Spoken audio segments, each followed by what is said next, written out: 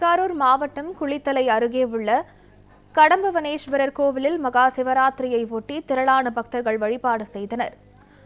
கடம்பன்துறை காவிரி கரையில் உள்ள கடம்பவனேஸ்வரர் கோவிலில் மகா சிவராத்திரியை ஒட்டி 4 கால யாகசாலை பூஜைகள் சிறப்பாக நடைபெற்றன.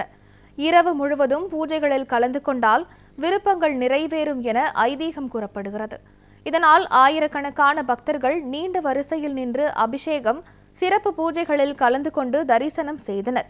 இதேபோல் சிவாயம் சிவபுரீஸ்வரர் கோவிலிலும் திரளான பக்தர்கள் வழிபட்டனர்.